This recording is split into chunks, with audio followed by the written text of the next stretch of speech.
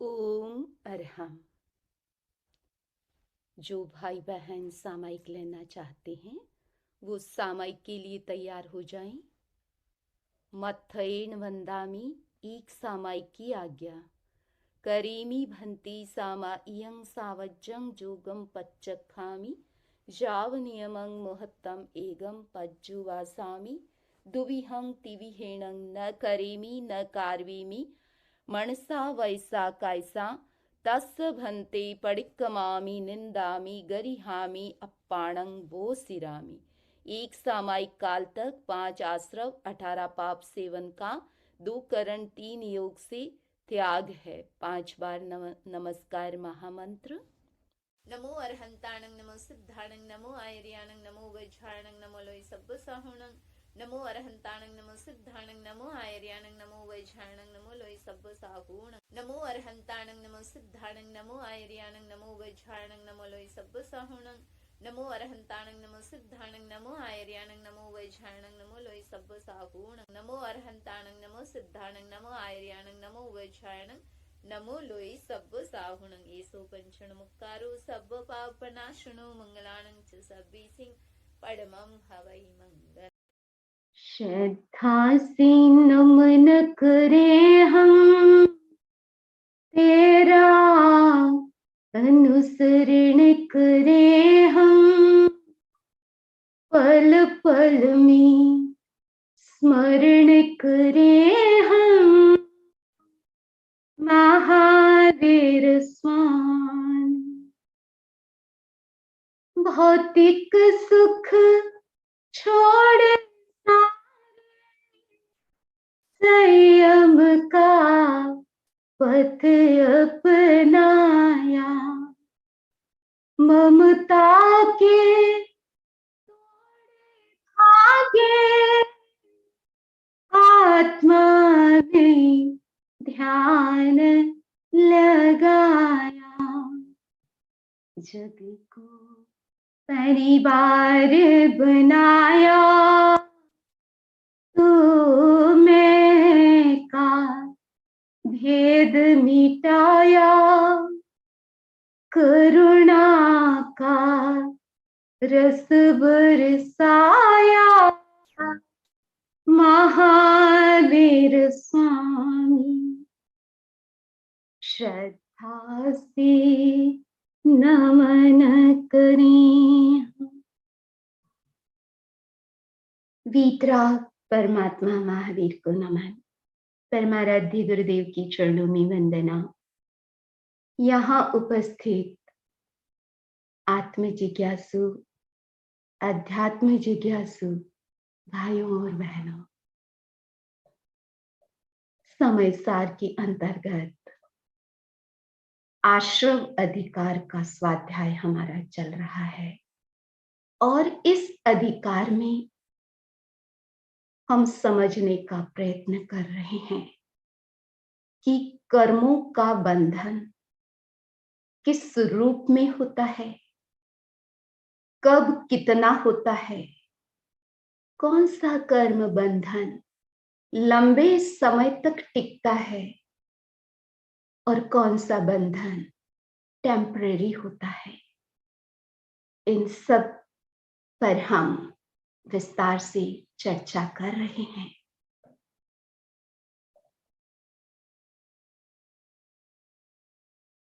बंधुओं, इस संसार में हर व्यक्ति के पास छोटी बड़ी कोई प्रॉब्लम होती है।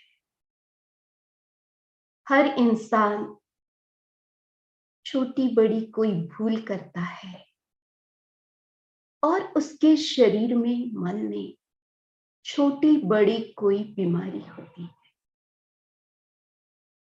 इन तीनों का होना कोई आश्चर्य की बात नहीं है, बड़ी बात भी नहीं है, लेकिन ये तीनों मेजर है या माइनर है, ये बहुत बड़ी बात हो जाती है। और जब इस पर विचार करते हैं तो समस्या हो या मिस्टेक हो, या बीमारी हो, आकाश पाताल जितना अंतर आ जाता है। Be careful, high alert, warning जैसे शब्द कहां प्रयोग में आते हैं? जब माइनर अवस्था में ये तीनों बातें होती है तब हम कोई भी केयरफुल नहीं बनता है, होता है। जब ये मेजर अवस्था में होती है तो बहुत बड़ी चीज हो जाती है। ये स्वयं अपने आप में भी बहुत बड़ी प्रॉब्लम हो जाती है। यही बात बंधन के साथ जुड़ी हुई। कर्मों का बंधन आत्म लेवल पर अपने आप में प्रॉब्लम है।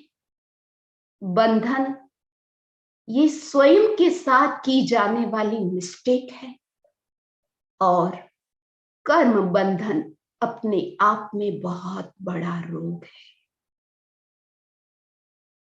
हमारे सामने प्रश्न है, जिज्ञासा है, इस कर्म बंधन यदि वो मेजर है तो उसको कैसे माइनर कर सकते हैं? उत्कृष्ट से जगन्य में कैसे आ सकते हैं?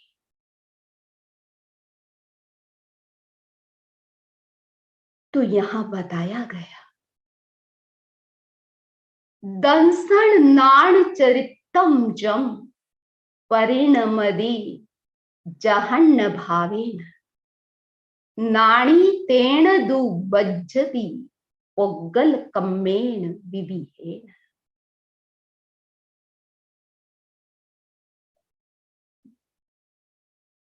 यहां दो प्रकार की अवस्था बताई गई है, एक जगन्य भाव और एक उत्कृष्ट भाव। अब ये कौन से भाव, आपके भाव किसके साथ जुड़ रहे हैं? ज्ञान, दर्शन और चारित्र, ये तीनों अवस्थाएं आपके आत्मा की अवस्था है। उससे आप कितने करीब हैं, कितने दूर हैं।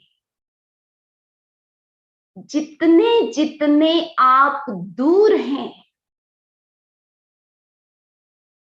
उतने ही आप ज्ञान, दर्शन, चारित्र से अपरिचित है। उसका पूर्ण रूप आप देखने में समर्थ नहीं बनते हैं। आपको विविध एग्जाम्पल से हम बताएंगे कि कैसे आप अपनी ही अवस्था से दूर और करीब हो जाते हैं। कब आप अपने आप को पूर्ण रूप से आप समझते हैं, जानते हैं, और कब आप अपने आप को ही बिल्कुल सरफेस लेवल, बड़े लेवल पर ही मोटे मोटे रूप में आप अपने आप को जानते हैं। तो यहां बताया गया कि जब आप ज्ञान, दर्शन और चारित्र इनके साथ जब आप जगन्य रूप से जुड़ते हैं, यानी ये पूर्ण रूप से आप इनको, इनके पास नहीं पहुंचते हैं या इनके स्वरूप को आप समझ नहीं पाते हैं, तो ये जब तक उत्कृष्ट रूप नहीं होता, जब ये जगन्य रूप होता है, तो उस जगन्य रूप में आप ज्ञानी तो हो गए हैं, लेकिन फिर भी कर्मों का बंधन रुकता नहीं है। यही बात यहां बताई गई है, और इसको हम और डिटेल में समझें कि कर्म बंधन दो प्रकार का होता है, जगन्य कर्म बंधन और उत्कृष्ट कर्म बंधन। और यही जो कर्म बंधन जिस रूप में होता है, इसी तरह ज्ञान, दर्शन, चारित्र की अवस्थाएं, उनके भाव भी जगन्य और उत्कृष्ट रूप में हम समझ सकते हैं। लेकिन यहाँ हम कर्म बंधन की बात समझ रहे हैं कि कहाँ उत्कृष्ट, बहुत सघन कर्म बंधन, बहुत बड़े लेवल पर कर्मों का बंधन कब तक और कहाँ होता है, और कब वो जगन्य में यानी बिल्कुल माइनर कंडीशन में पहुंच जाता है। यही बात आप समझें। तो कर्म बंधन के ये 4 कारण हैं, और इन 4 कारणों को भी आप और अच्छे से समझें कि जब तक जीव के पास मिथ्यात्व होता है, यानी उनके पास राइट फेथ नहीं होता, राइट परसेप्शन का पावर जागता नहीं है, एक्टिव नहीं होता, तब तक उनके कर्मों का बंधन 4 फिगर्स में होता है। आप देख रहे हैं 4 फिगर, यानी उत्कृष्ट कर्मों का बंधन इस अवस्था में होता है। जब ये मिथ्यात्व हटता है, सम्यक्त्व आ जाता है, तब कर्मों का बंधन 3 फिगर में रह जाता है। जो 1000 यानी हजारों के लेवल पर था, वो अभी आपके हंड्रेड्स पर आ गया है।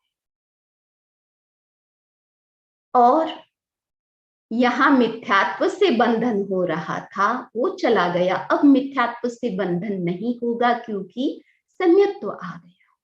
लेकिन सम्यक्त्व आ गया है, इसका मतलब ये नहीं कि सम्यक्त्व आ गया है तो हम तो बस बिल्कुल फ्री हो गए हैं। फ्री नहीं हुए हैं, अभी अविरति, अव्रत भाव, आसक्ति अभी भी गई नहीं है, क्योंकि ऑलरेडी कर्म बंधे हुए हैं, उनका भी प्रभाव चल रहा है। ज्ञान तो हो गया है, जानकारी में बहुत कुछ आ सकता है। आप जान गए हैं कि बहुत बड़ी बीमारी हो गई है, अब जानने से उसको मिटाया नहीं जा सकता। फर्स्ट स्टेज पर है तो उसका आप ट्रीटमेंट कर सकते हैं। जब वो लास्ट स्टेज में पहुंच जाती है और उससे भी आगे फैल जाती है, तो फिर जानते हुए भी हम कुछ भी नहीं कर सकते। इसी तरह जब मिथ्यात्व चला जाता है तो आसक्ति से कर्मों का बंधन, और आसक्ति भी जब निकल जाती है, लोग व्रती बन जाते हैं, या तो वो श्रावक व्रत धारण करते हैं या मुनि व्रत धारण करते हैं, या तो वो अणुव्रती बनता है या महाव्रती बनता है। तो अणुव्रती बनता है तो पार्शियल उनकी अविरति रुक जाती है, और महाव्रती जो जीव बनता है आत्मा, उनके अविरति रुक जाती है। तो फिर कर्मों का बंधन 2 फिगर में रह जाता है। उसके बाद वो तो बन गया कषाय है, कषाय से भी बंधन हो रहा है, लेकिन वो भी लंबा चलता है। जब कषाय भी निकल जाता है तो फिर 1 फिगर में आ जाता है। तो आप समझें कि आप यदि अपने कर्म बंधन को उत्कृष्ट से, मेजर से माइनर में लाना चाहते हैं, तो कैसे आपको, किस तरीके से आपको विकास करना है, क्या मिटाना है, क्या ग्रहण करना है, किसको धारण करना है। सम्यक्त्व को धारण करना है। जब सम्यक्त्व आ गया तो व्रत धारण करने हैं, यानी पाप का जो मार्ग है उसको रोकना है, पाप का त्याग करना है, बाहर से भी भीतर से भी। उसके बाद कषायों को जीतना है, कषायों को जड़ से हिलाना है, खत्म करना है। ये 3 जो कर्मों के बंधन के कारण है, ये तीनों हम कह सकते हैं कि जब तक मिथ्यात्व रहता है तो ये दोनों और मिल जाते हैं मिथ्यात्व के साथ, तो और मल्टीप्लाई हो जाते हैं कर्म बंधन हमारे। इसलिए तीनों पर काम करना है। और तीनों के बाद जो योग, योग का मतलब है मन वचन, जो मन से हमारा हम एक्शन करते हैं, मन को काम में लेते हैं उसका उपयोग करते हैं, भाषा से बोलते हैं और बॉडी से हम कुछ करते हैं। ये योग भी कर्म बंधन का कारण बनते हैं। लेकिन अशुभ कब बन ये योग भी अशुभ कब बनते हैं? पाप के कारण जब ये तीनों मिलते हैं तो ये योग भी अशुभ बना देते हैं। ये तीनों मिलकर के योग को भी अशुभ करते हैं। और ये तीनों नहीं होते हैं तो योग फिर मात्र शुभ रहते हैं। तो इस अवस्था में कर्म बंधन एक फिगर में आता है और वो इतना माइनर बन जाता है कि बस कर्मों का बंधन, हाथ हिलाया तो कर्मों का बंधन हुआ, लेकिन बंधन हुआ और उसी समय बंधन टूट भी जाता है, टिकता नहीं है, टिकाऊ नहीं होता है। केवल जब योग के कारण बंधन होता है वो टिकाऊ नहीं होता है और वो नहीं के बराबर ही बंधन होता है।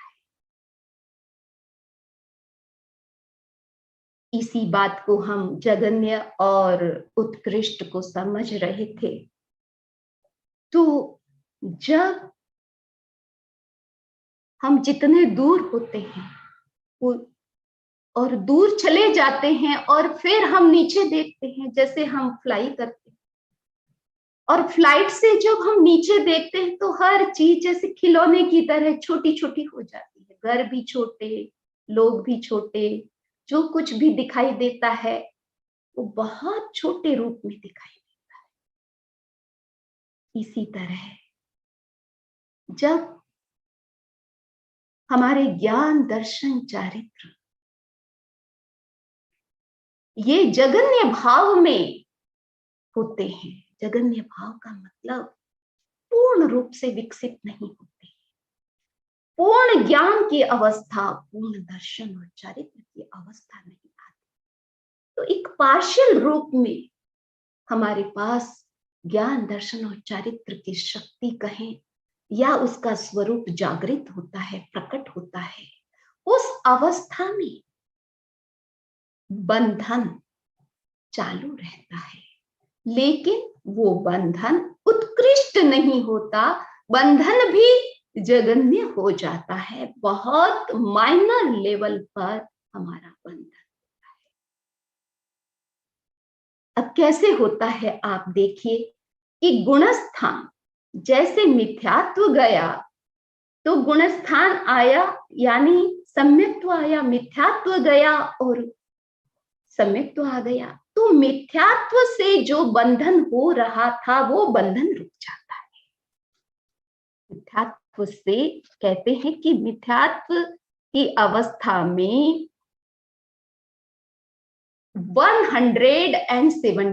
117 कर्म प्रकृतियों का बंधन।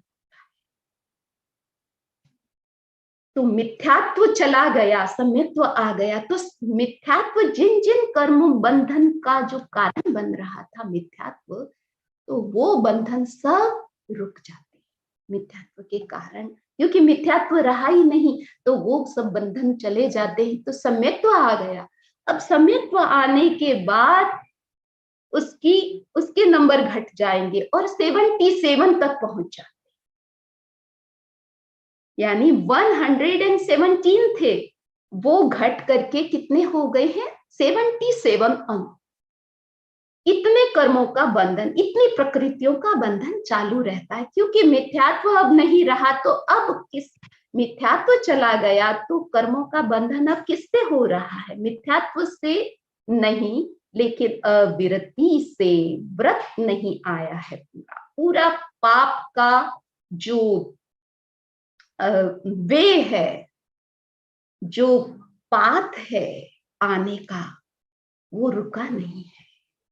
आप पूर्ण अहिंसक नहीं बने हैं,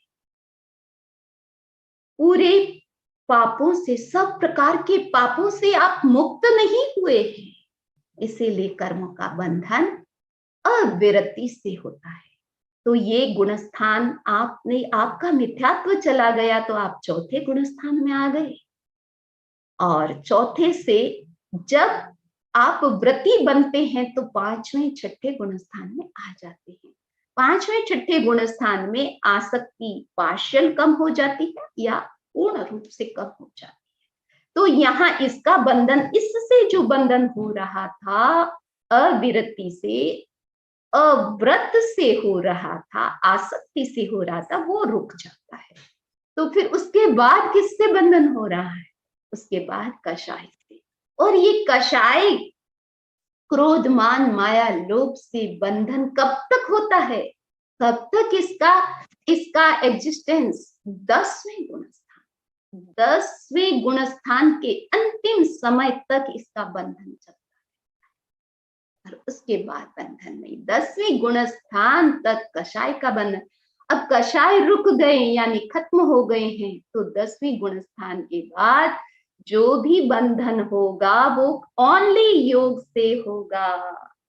तो ये तीनों जो मेजर कारण है कर्म बंधन के, तीनों ही रुक जाते हैं।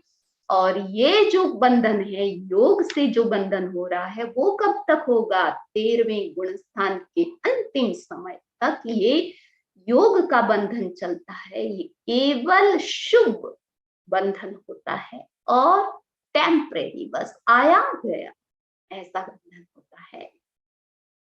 और वो भी 13वें गुणस्थान के अंतिम समय तक रहता है और 14वां गुणस्थान आते ही ये योग सब रुक जाते हैं। कर्मों का बंधन पूर्ण रूप से 14वें गुणस्थान में ही रुकता है। ये बात हम सबके समझने के लिए है। अब आगे बताया गया कि व्यक्ति सम्यक दृष्टि हो गया है, मिथ्यात्व से सम्यक्त्व में आ गया है, तो उसके कर्म का बंधन नहीं होता। अब यहाँ बताया गया कौन सा कर्म का बंधन नहीं होता। तो किस तरह का कर्म का बंधन नहीं होता और होता है तो कौन सा होता है। और 2 अवस्थाएं हैं कर्म बंधन की भी, उसे भी आप समझेंगे। तो जो फर्स्ट उसकी अवस्था है, पहली अवस्था है, उसको हम सत्ता की अवस्था कहते हैं। तो उसमें भी कर्मों का बंधन नहीं होता, या वो बंधन निमित्त नहीं बनते नए कर्म के। और अगर सम्यक दृष्टि के बंधन होता है तो वो भी उदय अवस्था में होता है। और कैसे होता है उस तरीके उस सारी बात को हम आगे समझेंगे। तो यहाँ 4 गाथाएं आई है।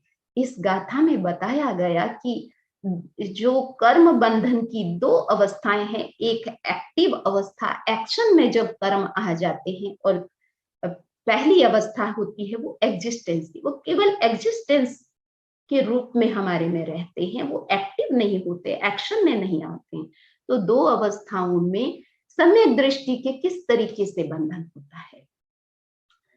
सवे पुब्बणि बद्धादु पच्छया संति सम्मदिठिस उव ओगप्पा ओगम बंधन्ते कम भावे।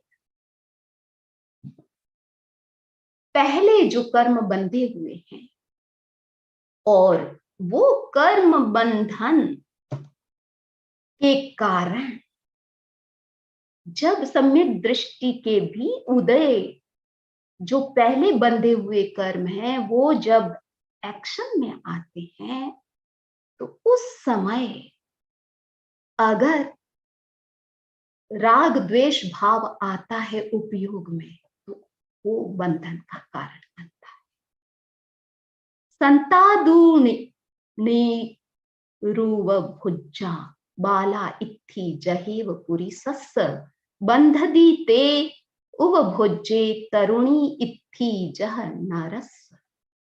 लेकिन जो पहले कर्म बंधे हुए हैं वो बंधन रूप में अभी बस ऐसे ही वो एग्जिस्टेंस के रूप में पड़े हैं, तब तक उसका कोई भी इफेक्ट नहीं आता है। और सम्यक दृष्टि जीव के भी भाव ऐसे बदलते उस समय नहीं बदलते हैं। उस समय उनका कोई भी प्रभाव, उन कर्म बंधन का जो बंधे हुए हैं, उन बंधे हुए कर्मों का कोई भी इफेक्ट उस समय नहीं होता है। होदूण निरुब भोज्जा तह बंधदी जह हवंती उव भोज्जा सत्तठ विहा भूदा नाना वर्णादि भावे ही। एदेन कारणेन दूसम दिट्ठी अबंधगो भणिदो आसव भावा अभावेन पच्छ या बंधगा भणिदा। तो यहाँ यही बताया गया कि पूर्व में बंधे हुए कर्म जब वो एक्टिव हो जाते हैं, एक्शन में आते हैं, तो उस समय वो समय दृष्टि जीव के भी निमित्त बन जाते हैं और उस निमित्त के कारण नया बंधन होता है। और जब तक वो भाव आश्रव यानी समय दृष्टि का जीव के जब तक भाव आश्रव का अभाव रहता है, यानी राग द्वेष का अभाव रहता है, तब तक वो नए कर्मों का बंधन नहीं करता। ये बात यहाँ स्पष्ट रूप से बताई गई है कि नए कर्मों का बंधन भाव आश्रव के बिना नहीं होता। और ये भाव आश्रव कब होता है, उनमें निमित्त कौन बनता है? जो पहले कर्म बंधे हुए हैं, और वो कर्म बंधे हुए जब एक्शन में आते हैं तो वो निमित्त बनते हैं। अब आप इसी बात को अच्छे से आप समझेंगे कुछ एग्जाम्पल से। जैसे आपने कोई बीज बोया है, अभी बिल्कुल आपने सीड को जमीन में डाला है। अब डालते ही अगर आप ये सोचें कि मुझे फ्रूट मिल जाए, अगर एप्पल का सीड है और मुझे एप्पल मिल जाए, तो जिस समय आपने डाला है उस समय तो वो केवल एग्जिस्टेंस के रूप में रहता है, वो फ्रूट नहीं दे सकता। इस एग्जाम्पल से हम कर्मों को समझ रहे हैं। कर्म बंधन तो हो गया, तो जब कर्मों का बंधन हुआ, वो जो कंडीशन है कर्म बंध के समय की, वो ये कंडीशन है, आप समझेंगे ये कंडीशन है। लेकिन धीरे धीरे वो बंधे हुए कर्मों का भी टाइम आता है, जैसे फ्रूट्स का भी टाइम आता है। वो धीरे धीरे ग्रो हो करके फिर वही सीड ट्री के रूप में कन्वर्ट हो जाता है, और फिर उसके एक टाइम आता है कि वो ट्री फ्रूट भी देने लगता है। तो यही बात कर्म बंधन के साथ जुड़ी हुई है। तो ये एक अवस्था है सत्ता की अवस्था। कर्म बंधन जब हुए हैं, वो जब तक हमको इफेक्ट नहीं दिखाते हैं, प्रभाव नहीं दिखाते हैं, तब तक वो सत्ता अवस्था में ही होते हैं। तो ये पावरलेस कह सकते हैं ये अवस्था। इसमें सम्यक दृष्टि जीव के कोई भी बंधन इस समय नहीं होता है, क्योंकि ये कर्म बंधन अभी एक्शन में नहीं आए हैं, और वो एक्शन में आते हैं तभी निमित्त बनते हैं, राग द्वेष के भाव आश्रव के निमित्त बनते हैं। तो अभी तो ये बिल्कुल सुप्त अवस्था में है। तो जो आज की गाथाएं हैं, इनमें एक बात तो यही बताई गई है कि कर्मों का नया बंधन है, वो इस स्टेट में नहीं होता है।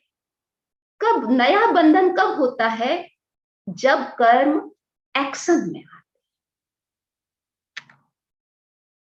ये बताया गया कि सम्यक दृष्टि के कर्मों का बंधन नहीं होता। कब तक नहीं होता? जब तक पहले के बंधे हुए कर्म वो सत्ता की अवस्था में है, उदय की अवस्था में नहीं होते, और उदय में आ जाते हैं तो वो भी निमित्त बन जाते हैं। अब एक और आप एग्जाम्पल समझे कि एक्सीडेंट होता है, कार हो, ट्रक हो, कोई भी साधन हो सकता है, लेकिन एक्सीडेंट कब होगा? कब नौबत पड़ती है एक्सीडेंट होने की संभावना? जब कोई ड्राइव करता है, कार ली, ड्राइविंग कर रहे हैं आप, आगे आमने सामने जब दूसरे और भी व्हीकल्स आ जाते हैं, और जब आप केयरलेस हो जाते हैं या आप सामने वाला होता है, कोई भी कारण बन जाता है, कभी कभी नहीं चाहते हुए भी दूसरे कारण भी हो जाते हैं, लेकिन एक्सीडेंट कब होगा? जब आप गाड़ी को एकदम आप खुद ड्राइव करेंगे और ये जब रोड पर होंगे, तब आपस में गाड़ियां भिड़ती है और एक्सीडेंट होता है। वही गाड़ी जब पार्किंग में खड़ी है, बिल्कुल प्रॉपर वे से आपने पार्क की है, तो वो गाड़ी एक्सीडेंट का कारण नहीं बनी। इसी तरह हमारे कर्मों का बंधन हो गया है। जब हो गया है तो कर्म इस कंडीशन में रहते हैं, पार्किंग कंडीशन में रहते हैं, और जब वो एक्शन में आते हैं तो जैसे आप किसी कार को ड्राइव कर रहे हैं, कहीं लेके जा रहे हैं, तो आपकी गाड़ी कभी एक्सीडेंट का में निमित्त बन सकती है। वही गाड़ी कब निमित्त बनी? यही गाड़ी जब आप चला रहे हैं तो निमित्त बनती है, जब ऐसे ही पड़ी है तो निमित्त नहीं बनती। इसी प्रकार सम्यक दृष्टि जीव के वो कर्म जब एक्शन में आते हैं, तब उनके राग द्वेष में निमित्त बन जाते। कैसे निमित्त बनते हैं उसे भी आप समझे। जैसे कोई व्यक्ति शांति से सोया हुआ था, अभी ये सोया हुआ है, बिल्कुल साउंड स्लीप में है, और शांति से, अभी कोई एंग्री नहीं है, उत्तेजना इनके दिमाग में नहीं है, बिल्कुल उनका दिमाग शांत है और वो नींद में। अचानक कोई आया, उनका दोस्त हो सकता है, छोटा भाई हो सकता है, या घर के कोई भी फैमिली मेंबर, और जोर जोर से जब बोलने लग जाते हैं पास में, या उनको एकदम गहरी नींद से जगाते हैं या कुछ करते हैं, उनको डिस्टर्ब किया जाता है, तब वो गुस्से में आ जाते। तो अब यहाँ सोया हुआ था, तब कोई निमित्त नहीं था, वो बिल्कुल शांत था, लेकिन निमित्त कब बना? गुस्से का निमित्त बना शोरगुल। जब आपने उनको छेड़ा, तो ये छेड़ना उनके गुस्से में निमित्त बन गया। इसी तरह कभी कभी जब कर्म उदय में आते हैं, उदय में विविध रूप से आते हैं। कभी कभी कोई व्यक्ति बहुत बड़ा ज्ञानी और बहुत बड़ी भूल कर लेता है, अज्ञानी अवस्था में आ जाता है, क्योंकि कर्मों का उदय आ गया। एक व्यक्ति बिल्कुल स्वस्थ है, फिट है, लेकिन अचानक कोई बड़ी बीमारी आ जाती, असाता का उदय आ गया। कभी सब कुछ ठीक चल रहा था, लेकिन अचानक घर में किसी की डेथ हो जाती है, कच्ची मौत हो जाती है। तो ये जब अचानक कुछ भी कर्मों का उदय होता है, तभी कोई घर में घटना घटती है। कभी कोई आपको इंसल्ट करता है, या आपको बिना कारण सताता है, सुनाता है। तो ये सब कब बनते हैं? कर्मों का उदय आना हुआ, और वो व्यक्ति हो या कोई भी हो, वो घटना आपके लिए निमित्त बन जाती है। इधर आपका कर्मों का उदय होना, उधर से कोई बीमारी का आना या कोई दूसरी बात होना, उस समय वो घटना, वो बीमारी राग द्वेष में निमित्त बन जाती है। व्यक्ति डिप्रेशन में चला जाता है, दुखी हो जाता है, अरे ये इतनी बड़ी बीमारी मुझे क्यों हो गई? व्यक्ति दुखी होता है। अब वो दुखी हुआ, इसका मतलब क्या? शोक में चला गया। शोक में जाने का मतलब अपने शरीर के प्रति राग आ गया, या स्वास्थ्य के प्रति, स्वस्थता के प्रति जो उनका झुकाव था, उसमें वो डिस्टर्ब हो गया है। तो राग द्वेष में कोई भी एक चीज आ गई है, अब आ गई है, तो वो जो राग द्वेष भीतर में जो भाव बने हैं वो ही नए बंधन के वापस कारण बने। तो जागरूक हमें तो कहाँ रहना है? जागरूक रहना है भाव आश्रम में। ये राग द्वेष भाव आश्रम है। कर्मों का बंधन हुआ है पास्ट में और वो उदय में आएंगे। उदय में आएंगे तो कुछ भी हमारे साथ हो सकता है, बीमारी भी आ सकती है, जो अपने लोग हैं वो भी बदल सकते हैं, कोई भी हमारा अपमान कर सकता है, कुछ भी हो सकता है। लेकिन जो कुछ हो रहा है अगर उसमें हमारा भाव आश्रव एक्टिव हो गया तो फिर नया बंधन हो जाता है। तो आपने देखा कि कैसे पुराने कर्म जब एक्टिव होते हैं तो वापिस नए कर्म में निमित्त बनते हैं, सम्यक दृष्टि के भी निमित्त बन जाते हैं। लेकिन फिर भी सम्यक दृष्टि के कर्म बंधन कैसा होता है वो बताया गया कि अगर उनके बंधन भी होता है तो वो बंधन अबुद्धिपूर्वक होता है, बुद्धिपूर्वक नहीं होता है। अब दो शब्द आए हैं, बुद्धिपूर्वक और अबुद्धिपूर्वक। बुद्धि किससे रिलेटेड है? मन से। मन जुड़ा हुआ है बुद्धि के साथ। तो जो अज्ञानी लोग हैं, अज्ञान की बहुलता है, मिथ्यात्व है, वहां बंधन बुद्धि पूर्वक होता है, गहरे राग द्वेष में।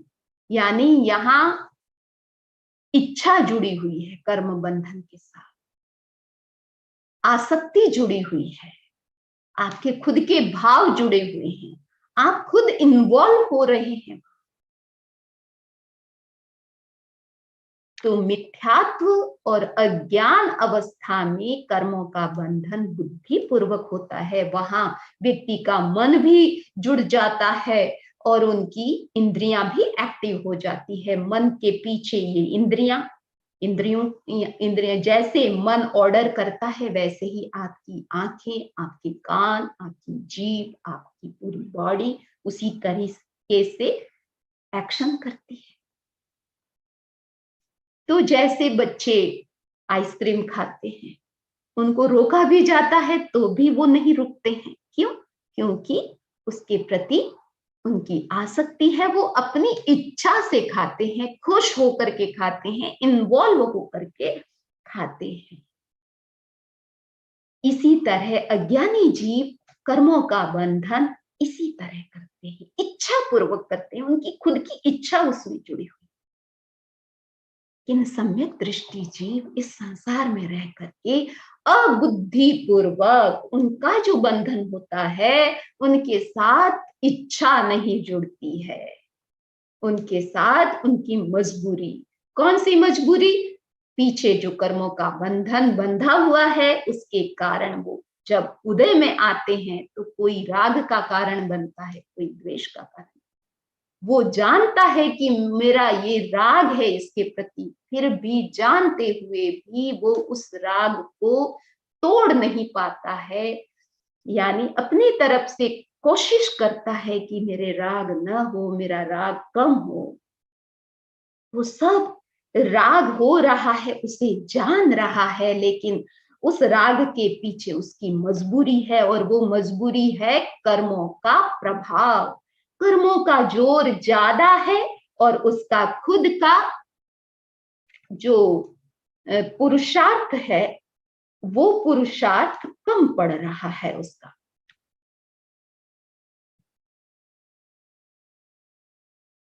इसीलिए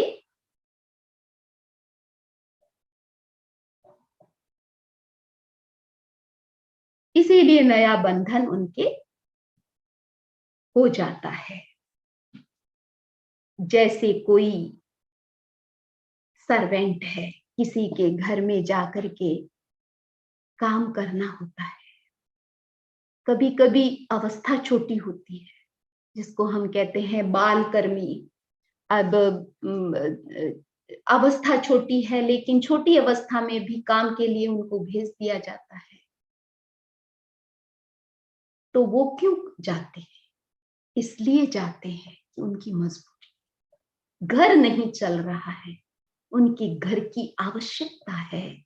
उस मजबूरी के कारण उसे छोटी अवस्था हो या बीमारी की अवस्था हो, उसे न चाहते हुए भी जाना ही पड़ता है, काम करना होता है। तो वहां उनकी इच्छा नहीं, उनकी जरूरत जुड़ी हुई है। यही अंतर है अज्ञानी और ज्ञानी में। ज्ञानी के भी बंधन होता है, लेकिन वो अबुद्धि पूर्वक होता है, मन इन्वॉल्व उनका नहीं होता है, इच्छा इन्वॉल्व नहीं होती है, वो सब कुछ जान रहा है, फिर भी मजबूरी के कारण उन्हें करना पड़ता है। ये भाव उसके साथ जुड़े हुए हैं। इस अवस्था में जो कर्मों का बंधन होता है, अबुद्धि पूर्वक जो कर्मों का बंधन होता है, वो उत्कृष्ट नहीं होता, वो जगन्य की कोटि में चला जाता है। वो कर्मों का बंधन भारी नहीं होता, चिकना नहीं होता, प्रगाढ़ नहीं होता, वो बंधन बिल्कुल हल्का होता है, थोड़ी देर के लिए होता है, और उसका जो प्रभाव होता है वो भी कम होता है। तो अस्तु, हम भी इन सब बातों पर ध्यान दें कि कैसे हमारा कर्मों का बंधन उत्कृष्ट से जगन्य कैसे हो सकता है। हम भी बुद्धि पूर्वक जो कर्म बंधन करते आए हैं उनको रोकें, और जो कोई भी कर्मों का बंधन सामने दिखाई देता है, हम खुद जानते हैं कि इससे मेरा बंधन हो रहा है, लेकिन आप सब जान रहे हैं कि वो क्यों हो रहा है, क्यों करना पड़ रहा है। कहीं मजबूरी है, कहीं बिना मन करना पड़ता है, कहीं आप कर्तव्य से जुड़े हुए हैं, परिवार है आपका बड़ा और कोई करने वाला है नहीं, तो आपको कई कर्म, कई काम, कई ड्यूटीज आपको कर्तव्य के रूप में करनी पड़ती है। कर्तव्य जुड़ा हुआ होता है, सांसारिक कर्तव्य, आपका सांसारिक धर्म होता है, ड्यूटी होती है, उसके लिए आपको करना पड़ता है। लेकिन आप भीतर से इच्छा, यानी एकदम आप पैशंस के साथ, यानी आप भीतर के पैशन से आप नहीं करते हैं, तो कर्मों का बंधन भी हल्का होता है, नहीं के बराबर होता है। तो बंधुओं, यही कर्मों का बंधन के जो कारण और निवारण, और कर्म ज्यादा कम ज्यादा, कैसे कर्मों को हम कम कर सकते हैं, ज्यादा कर सकते हैं, क्रिया करते हुए भी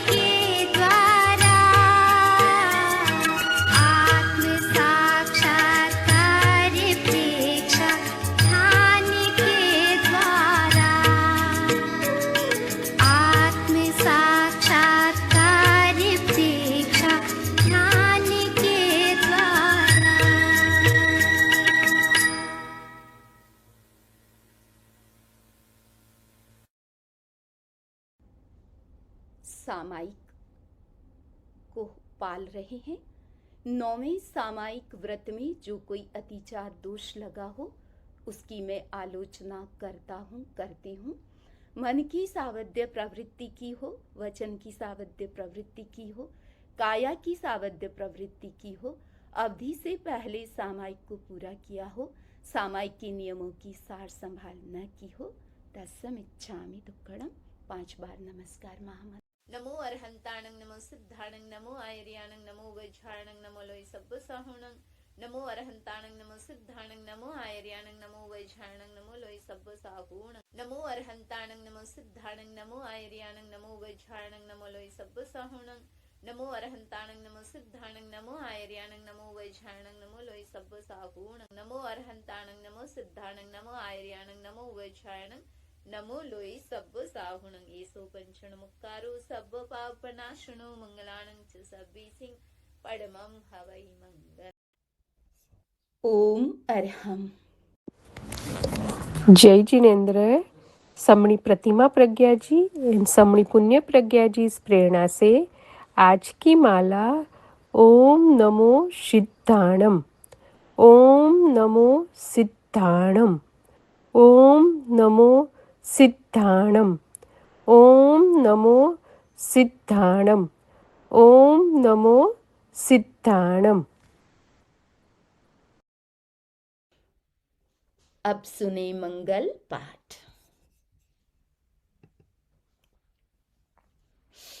चत्तारि मंगलम अरहंता मंगलम सिद्धा मंगलम साहु मंगलम केलीपनत्तोधमो मंगलम।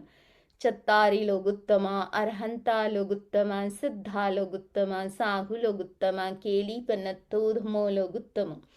चत्तारि शरणं भवज्जामि अरहन्ते शरणं भवज्जामि सिद्धि शरणं भवज्जामि साहु शरणं भवज्जामि केवलीपन्नतं धम्मं शरणं भवज्जामि।